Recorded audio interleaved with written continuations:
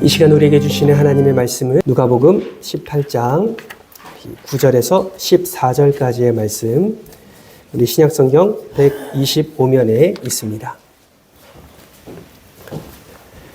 네, 우리 한 절씩 우리 교독하도록 하겠습니다. 또 자기를 의롭다고 믿고 다른 사람을 멸시하는 자들에게 이 비유로 말씀하시되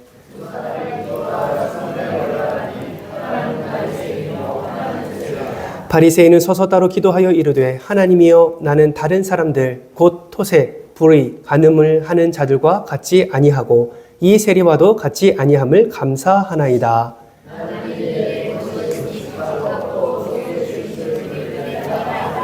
세리는 멀리 서서 감히 눈을 들어 하늘을 쳐다보지도 못하고 다만 가슴을 치며 이르되 하나님이여 불쌍히 여기소서 나는 죄인으로소이다 하였느니라. 내가 너에게 이르노니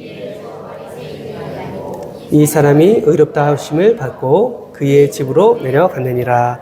무릇 자기를 의롭다 하는 자는 낮아지고 자기를 낮추는 자는 높아지리라 하시니라. 아멘. 우리 앞뒤하고 인사하겠습니다. 은혜 자리에 잘 나오셨습니다. 네. 한 번 더 인사할 때 교만하지 말고 겸손합시다. 인사하겠습니다. 아멘. 아멘. 2024년 경기도 교육청에서 갑질 예방 카드 뉴스를 제작을 한 적이 있습니다. 이 카드 뉴스는 내 주변 갑질 찾기라는 제목 하에 갑질 신고 절차와 갑질 인정 사례 등이 기록된 카드 뉴스였습니다. 여러분, 왜 이러한 카드 뉴스를 만들었을까요?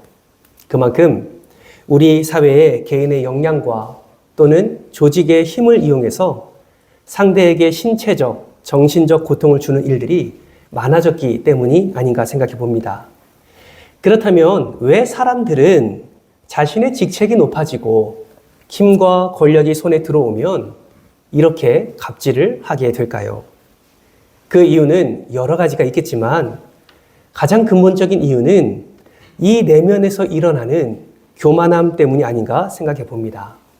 내부의 교만함이 외부로 표현될 때 그것이 갑질로 나타나고 주변의 사람들에게 피해까지 입히게 되는 것이죠. 이런 모습은요, 별반 그리스도인들도 다르지 않습니다. 모든 사람이 다 그렇진 않지만 특히 교만한 사람들이 가정에나 사회에서나 이러한 좋지 않은 모습들을 많이 나타내고 있습니다. 여러분, 우리는 압니다. 예수님은 교만을 싫어하십니다. 예수님은 교만이 아니라 겸손을 기뻐하시지요. 사도 바울도 이것을 너무나 잘 알고 있었기 때문에 빌립보서 2장 5절 말씀을 통해서 우리에게 이러한 마음을 권면합니다. 우리 같이 한번 볼까요? 빌립보서 2장 5절입니다. 함께 읽습니다. 시작. 너희 안에 이 마음을 품으라. 곧 그리스도 예수의 마음이니. 아멘. 그리스도 예수의 마음이 여러분의 마음이기를 주님의 이름으로 축복합니다. 왜 예수 그리스도의 마음을 품으라고 사도 바울은 말하고 있습니까? 그 그리스도 예수의 마음은 교만이 아니라 겸손이기 때문에 그렇습니다. 여러분, 성경이 말하는 교만은 무엇이고 또 성경이 말하는 겸손은 무엇일까요? 오늘 이 시간은 오늘 본문 말씀을 통해서 교만과 겸손이 무엇인지 성경적 의미를 함께 찾아보고 우리가 하나님이 기뻐하시는 겸손의 삶으로 나아가는 귀한 시간이 되기를 주님의 이름으로 축복합니다. 먼저 성경이 말하는 교만은 무엇일까요? 첫 번째는 교만은 스스로 높아지려는 마음입니다. 오늘 본문 9절 말씀 우리 같이 한번 읽어볼까요? 함께 읽겠습니다. 시작. 또 자기를 의롭다고 믿고 다른 사람을 멸시하는 자들에게 이 비유로 말씀하시되. 예수님은 비유를 시작하기에 앞서서 이 비유에 들어야 할 대상이 누군지를 분명하게 말씀하고 있습니다. 그 대상이 누구입니까?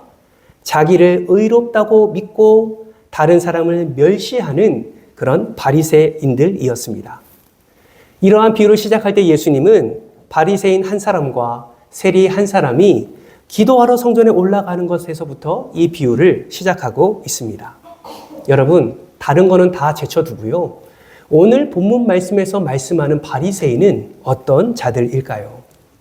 오늘 본문 말씀을 통해서 우리가 확인할 수 있는 것은 바리새인은 율법을 중시할 뿐만 아니라 장로의 전통 그리고 성전을 너무나 중요하게 여겼던 자들임을 우리는 확인할 수가 있습니다.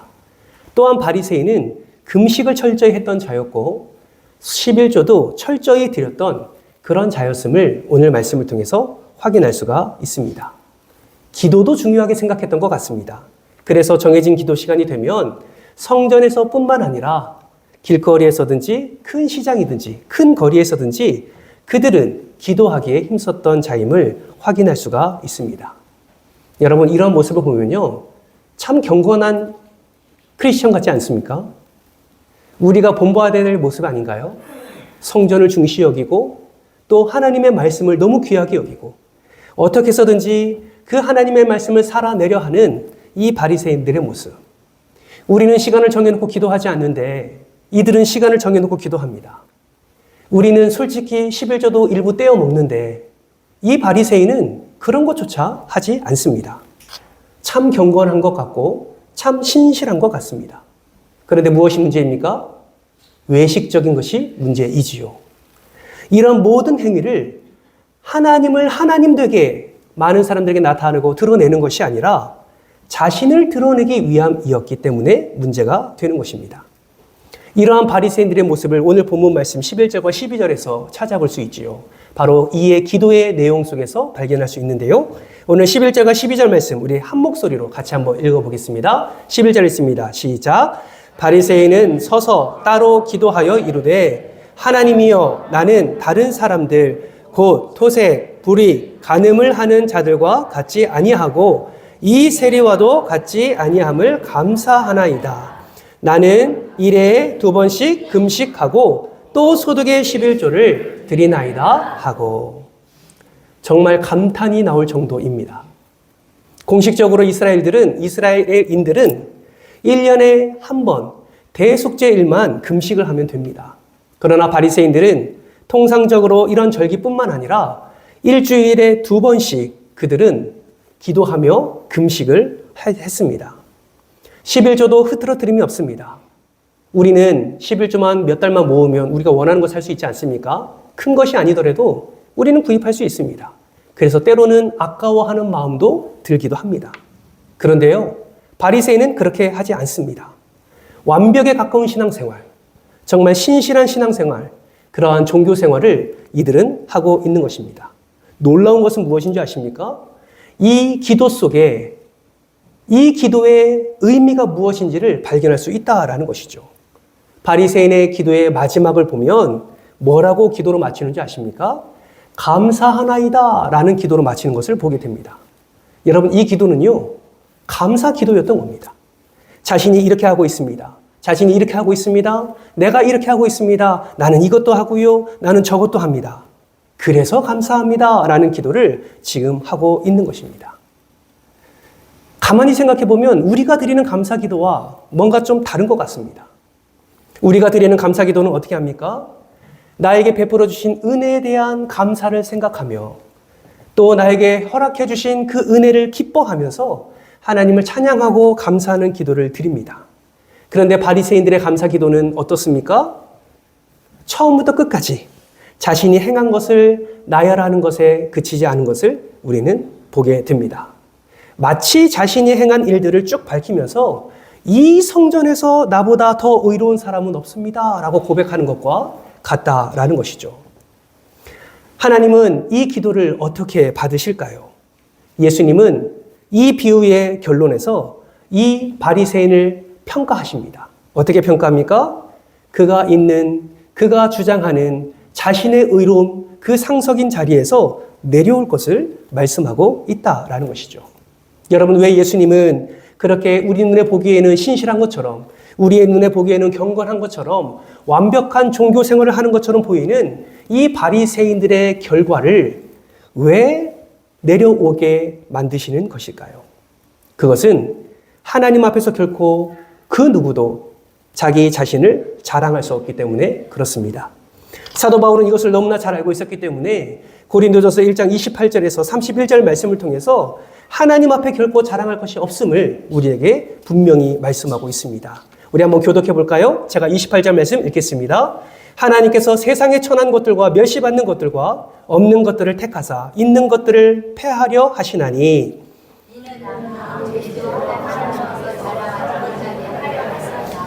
너희는 하나님으로부터 나서 그리스도 예수 안에 있고 예수는 하나님으로부터 나와서 우리에게 지혜와 의로움과 거룩함과 구원함이 되셨으니 31절 같이 읽습니다. 기록된 바 자랑하는 자는 주 안에서 자랑하라 함과 같게 하려 함이라. 아멘. 여러분, 이 말씀은 권력자들과 부자들을 배척하는 말씀이 아닙니다. 부자이든지 가난한 자이든지 어느 누구든지 하나님 앞에서 자신의 행한 것으로 자랑할 수 없다라는 것을 예수님이 분명히 말씀하고 있다라는 것이죠. 바꿔 말하면 무엇을 말하고 있습니까? 오직 하나님 안에서 오직 주님이 하신 일만 자랑할 것을 우리에게 말씀하고 있는 것입니다. 사랑하는 성도 여러분, 교만은 나를 낮게 여기지만 겸손은 나를 낮게 여깁니다.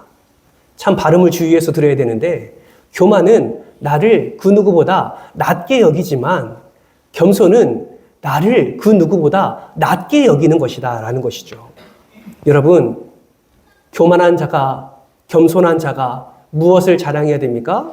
따라서 합니다. 하나님만 자랑해야 합니다. 아멘이십니까? 예, 우리가 할 것은 하나님만 자랑해야 될 것이라는 것입니다. 저는 이 시간에 정말 축복합니다. 우리 안에 교만함 없다, 이런 사람 아무도 없습니다. 모두가 다 교만함이 있죠. 하나님 앞에 자랑하고 하나님께 드러내고 사람 앞에도 드러내는 모습이 바로 우리의 연약함입니다. 그러나 여러분, 오늘 이 시간 예수님의 이 말씀 앞에 우리의 교만함을 좀 내려놓았으면 좋겠습니다.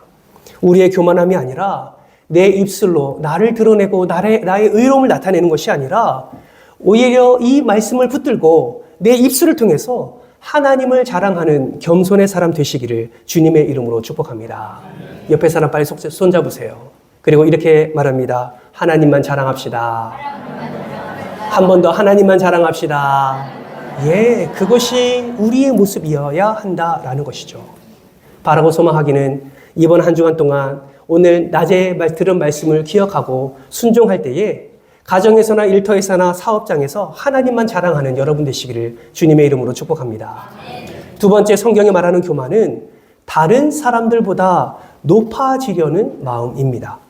9절 말씀을 보시면 바리새인들은 다른 사람을 멸시하는 자라고 말씀하고 있습니다. 자신이 스스로를 높이게 되면 자연적으로 따라오는 현상이 무엇이냐면 다른 사람을 낮게 보는 것이죠. 본문을 보면 바리새인은 철저하게 다른 사람과 자신을 비교하면서 기도하고 있습니다. 자신의 우월함을 드러내고 있다라는 것이죠. 이것을 통해서 우리는 무엇을 할 수 있습니까? 교만은요, 비교할 대상이 필요하다라는 거예요. 내가 교만한지 교만하지 않은지 무엇을 통해서 알 수 있습니까?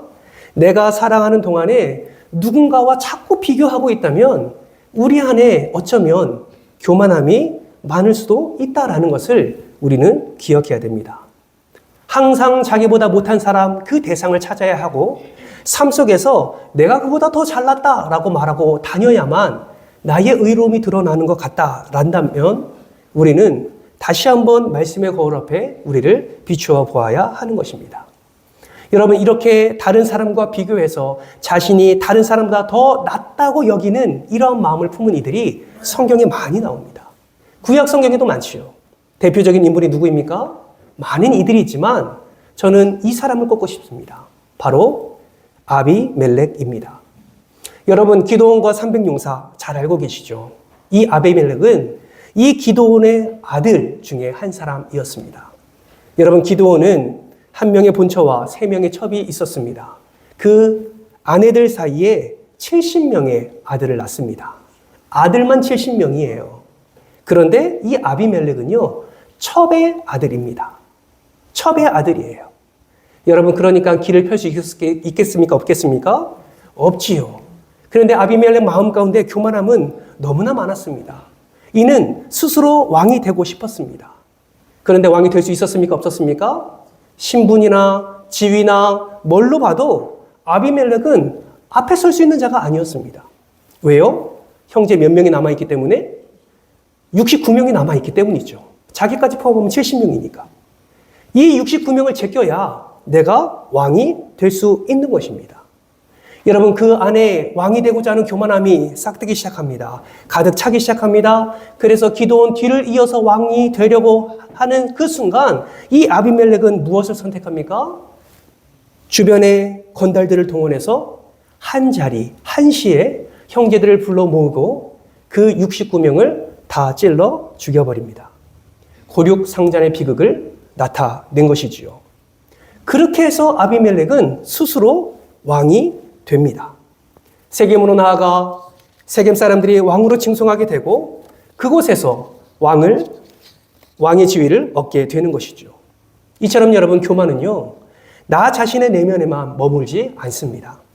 끊임없이 밖으로 튀어나오려고 하는 것이 바로 교만입니다.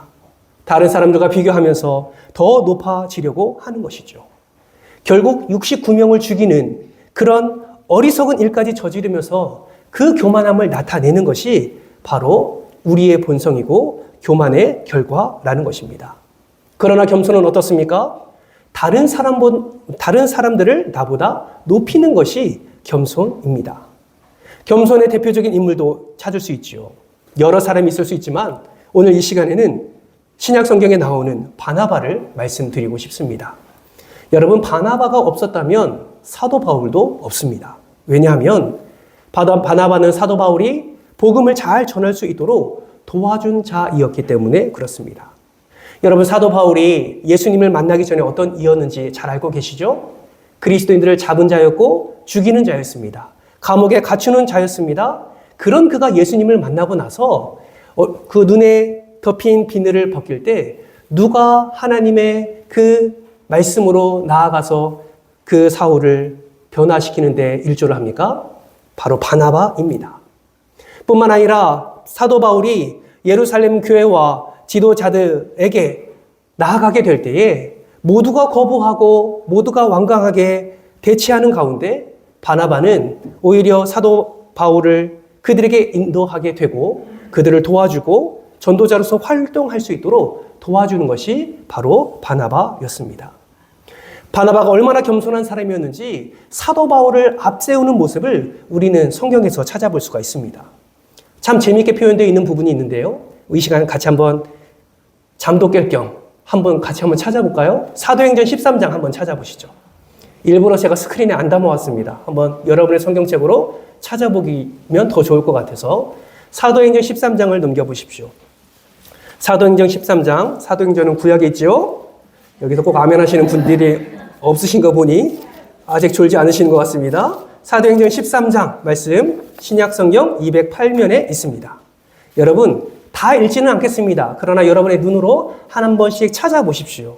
사도행전 13장 말씀 1절 말씀을 보시면 안디옥 교회가 1차 전도 여행을 앞두고 바울과 바나바를 지금 세우는 일이 지금 13장에 기록되어 있습니다. 근데 이름들이 기록되어 있죠. 여러분 1절 말씀에 보면 핵심 인물 중에 가장 먼저 이름이 기록되니까 누구입니까? 바나바가 기록되어 있어요. 그러면 1절 제일 마지막에 핵심 인물 중에 가장 마지막에 기록된 이름이 무엇입니까? 사울이에요. 잘하셨습니다. 여러분 2절 말씀도 보실까요? 누가 먼저 이름이 등장합니까? 바나바가 먼저 등장하지요. 그 다음에 누가 등장합니까? 사울이 등장합니다. 무엇을 의미합니까?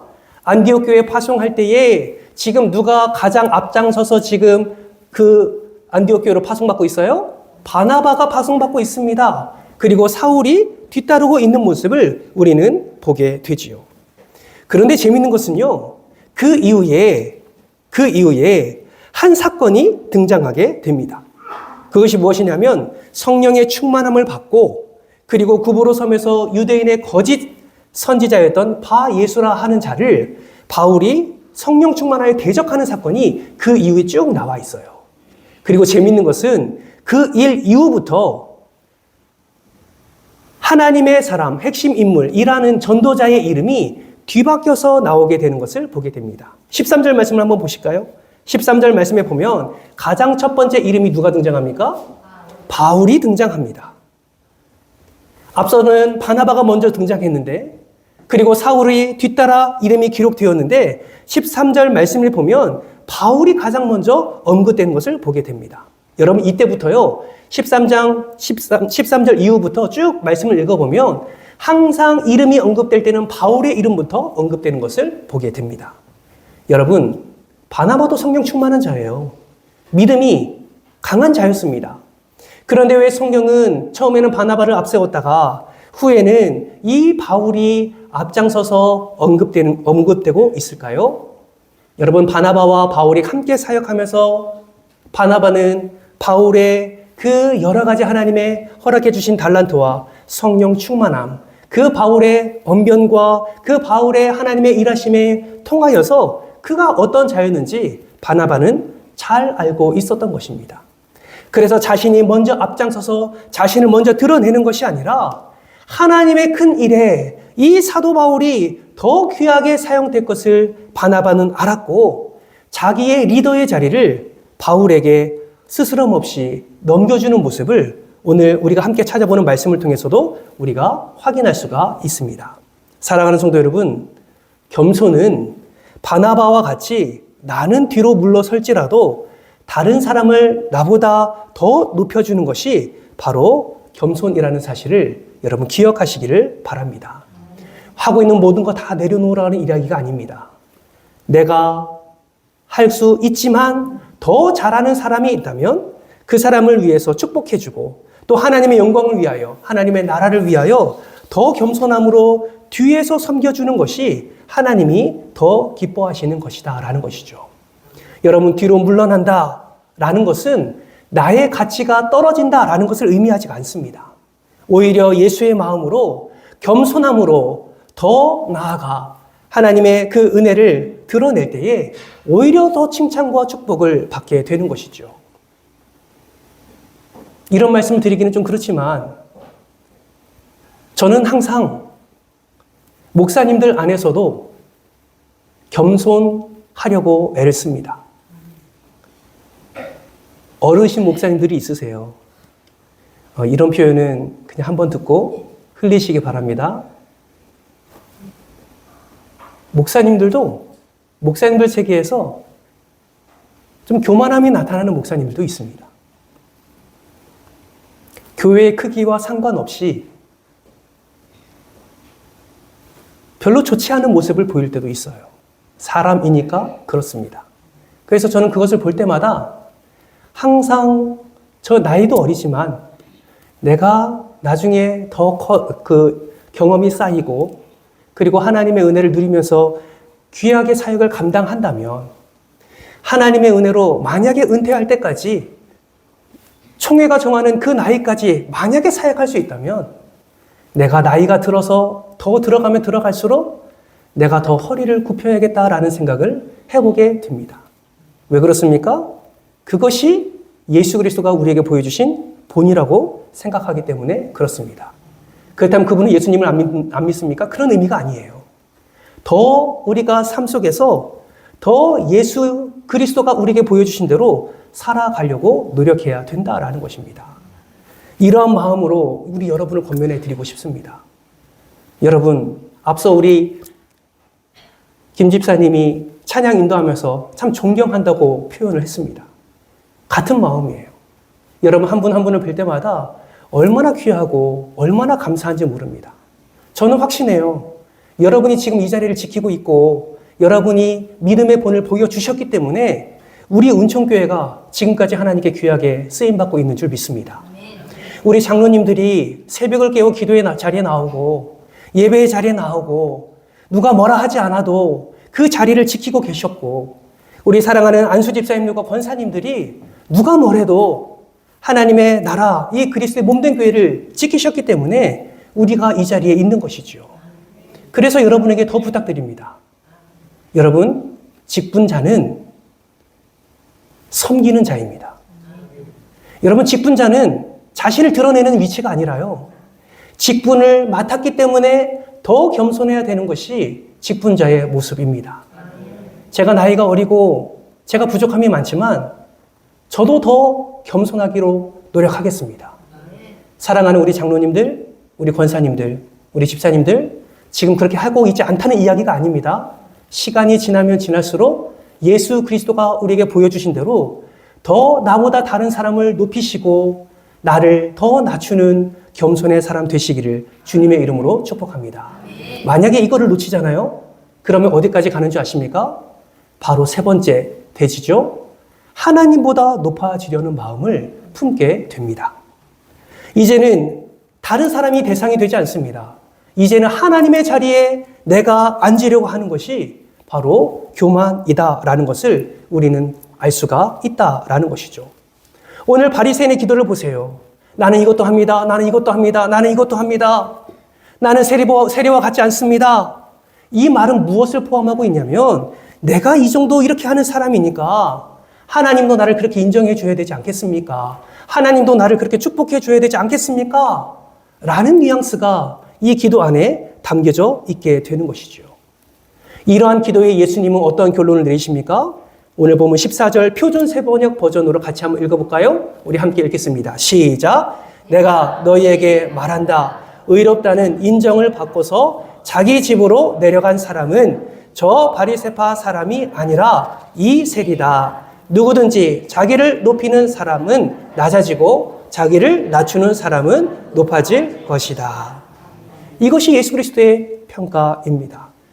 사랑하는 성도 여러분, 바리새인과 같은 이러한 교만함이 아니라 예수님이 우리에게 보여주신 그 겸손의 자세를 취하시고 예수 그리스도를 통해서 부어주시는 놀라운 복과 은혜를 누리는 저와 여러분 되시기를 주님의 이름으로 축복합니다.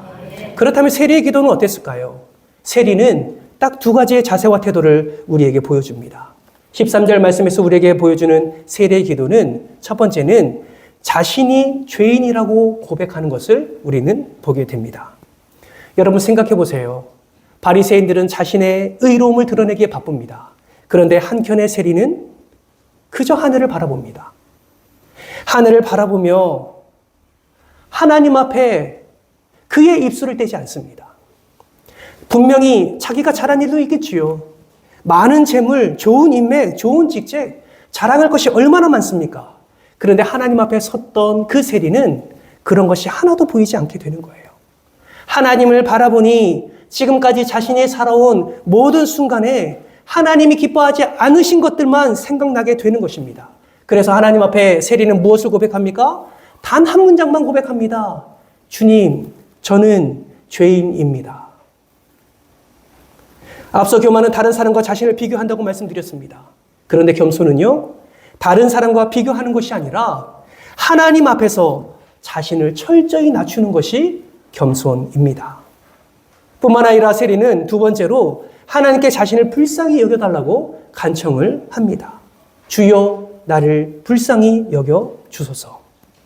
이 말은 자신의 잘남이 아니라 하나님의 자비와 긍휼을 간구하고 의지하고 있는 것을 우리는 보게 됩니다. 불쌍히 여기다라는 표현은 죄를 덮어준다라는 의미를 가지고 있습니다. 여러분 시편 말씀을 보면 다윗이 어떤 자가 복이 있냐라고 말할 때 시편 32편 1절 말씀에서 이러한 자가 복이 있다라고 분명하게 말씀하고 있습니다. 오늘 시편 32편 1절 말씀 같이 한번 읽어볼까요? 읽겠습니다. 시작. 허물의 사함을 받고 자신의 죄가 가려진 자는 복이 있도다. 아멘. 자신의 죄가 가려진 자는 복이 있도다. 여러분 죄가 가려졌다는 것은 무엇을 의미합니까? 이런 것을 의미하는 것이죠. 지금 제가 설교 중이지요. 그러나 만약에 제가 이 종이로 이렇게 앞을 가립니다. 질문합니다. 여러분이 보일까요? 안 보일까요? 안 보이죠. 그러면 또 질문합니다. 여러분은 지금 이 자리에 있습니까? 없습니까? 있어요. 있는데 제가 여러분을 볼 수 있습니까? 없습니까? 없습니다. 보일까요? 안 보일까요? 안 보이지요. 그 이유가 무엇입니까? 가렸기 때문에 안 보이는 거죠. 그렇죠? 여러분 우리의 죄도 마찬가지입니다.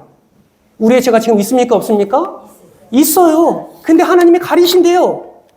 하나님이 가려주시고 하나님이 의롭다 여겨주신대요. 그리고 우리를 구원해 주시겠다고 말씀하고 있습니다. 죄가 없는 것이 아닙니다. 의롭다 칭함을 허락하셨고 그것으로 말미암아 복을 허락해 주신 것입니다. 다윗은 이것을 잘 알고 있었죠. 그래서 죄가 가려진 자가 복이 있다라고 말씀하고 있는 것입니다. 지금 세리는 그 복을 간구하고 있는 겁니다. 주여 나를 불쌍히 여겨 주옵소서. 내 죄를 덮어 주시옵소서. 내 죄를 가려 주시옵소서. 다른 의로운 그 어떤 것도 자랑하는 것이 아니라 지금 세리는 오직 그 하나의 복만을 간구하고 있다라는 것입니다. 사랑하는 성도 여러분, 하나님 앞에 겸손한 자는 죄를 가리움을 받는 그 복을 누리게 되는 줄 믿으시기를 바랍니다. 하나님 앞에 복을 누리는 자는 바리새인이 아니라 바로 세리였다라는 것이죠. 앤드류 머레이는 겸손이라는 책에서 성경이 말하는 겸손에 대해서 이렇게 이야기를 합니다. 겸손은 이런저런 여러 가지 은혜나 덕성 가운데 하나가 아닙니다. 그것은 모든 것의 뿌리입니다. 왜냐하면 오직 겸손만이 하나님 앞에서 바른 태도를 갖게 하며 하나님께서 모든 것을 행하시도록 하나님을 하나님으로 인정하기 때문입니다. 교만은 하나님보다 나를 더 높이려 하는 것이지만 겸손은 하나님 앞에서 나를 낮추는 것입니다.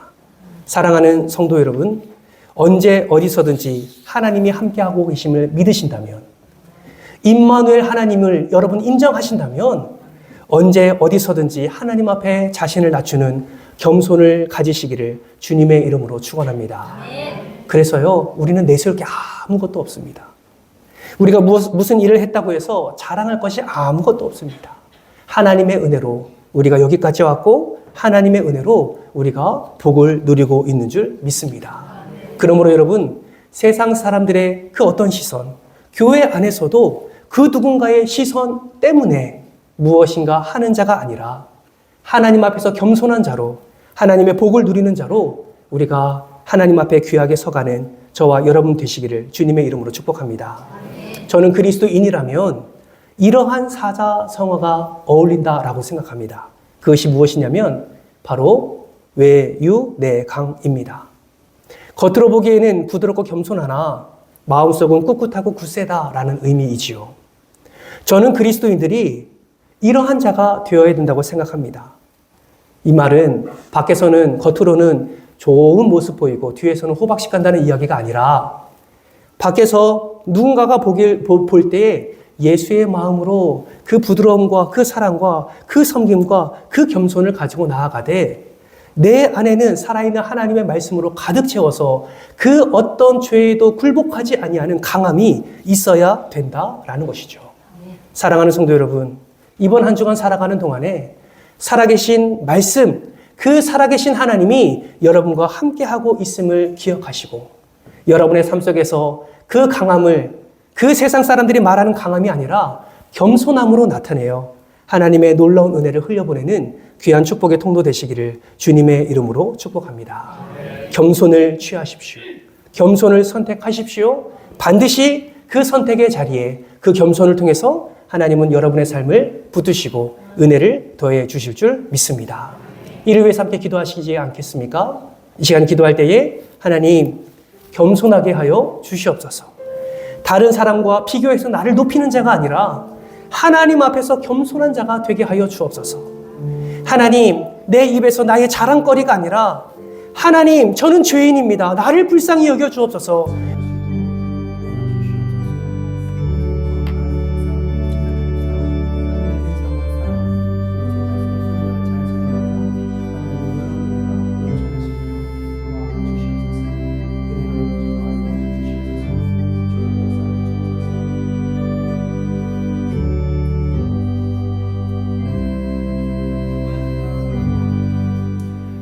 우리 인사교제를 마치겠습니다. 한 주간도 승리하십시오. 인사하겠습니다. 승리하십시오.